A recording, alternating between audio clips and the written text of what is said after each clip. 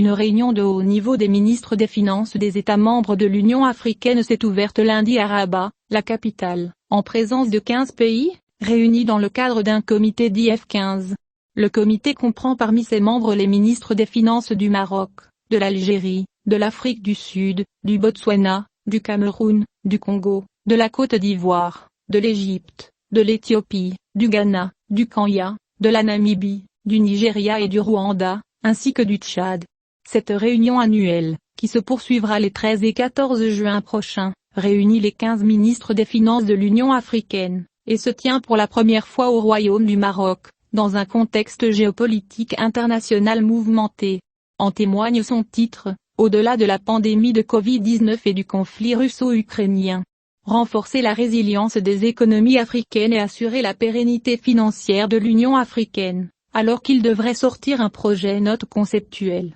Nadia Fattah Alaoui, ministre de l'économie et des finances, a salué, dans un discours d'ouverture, la sélection du Royaume du Maroc pour abriter cette réunion ministérielle de haut niveau du comité F15, la première depuis plus de 2 ans. C'est aussi une reconnaissance très bienvenue des efforts et de l'engagement du Royaume envers l'Union africaine au cours de la dernière décennie. Ce choix reflète également, a ajouté Fattah Alaoui, la confiance que nos partenaires africains ont placée dans le Royaume du Maroc, qui a toujours fait de la coopération sud-sud avec d'autres pays africains une option stratégique. Sous la houlette du roi Mohamed V, c'est un choix fondé sur une vision globale et équilibrée du développement de notre continent, selon le ministre. Dans son allocution, la ministre de l'économie et des finances a souligné que le Maroc œuvre pour mettre sa position géographique éminente au service du développement du continent africain, en tant que centre économique et financier régional et trait d'union entre l'Afrique, l'Europe et Moyen-Orient. Elle cite à cet égard le rôle du Casablanca Financial Santé CFC,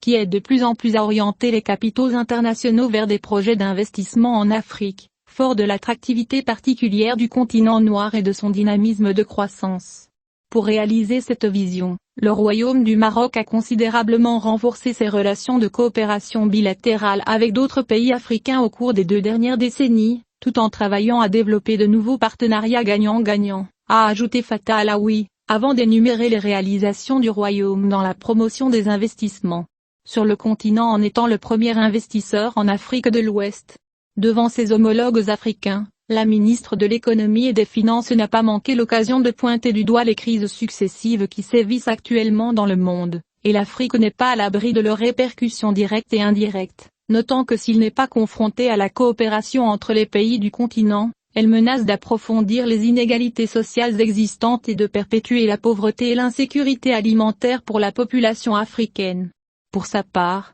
le Dr Monique Nzanzbagwa, vice-présidente de la Commission de l'Union africaine, a déclaré aux médias que les ministres des Finances africains étaient venus à Rabat pour discuter et échanger des expériences et des solutions pour pérenniser la finance dans les pays de l'Union, à la recherche de comment intégrer l'intégration économique et mettre en œuvre le programme de développement sur le continent conformément aux réformes fiscales et fiscales en tant qu'étape essentielle vers la réalisation des objectifs du millénaire pour le développement, dans le cadre de la mise en œuvre de l'agenda 2063 de l'Union africaine. Au cœur des réformes et des changements institutionnels en cours au sein de l'organisation, ces réformes représentent un effort coordonné par les instances politiques de l'Union africaine dans le but d'assurer un financement durable, prévisible et responsable de l'Union continentale. Les travaux de cette réunion ministérielle annuelle à Rabat devraient se poursuivre tout au long de la journée, lundi et demain mardi, et les participants à celle-ci débattront, à huis clos pour débat, des questions liées au diagnostic de la viabilité financière de l'Union africaine et ses perspectives et stratégies et considérations politiques pour la relance économique et la flexibilité financière.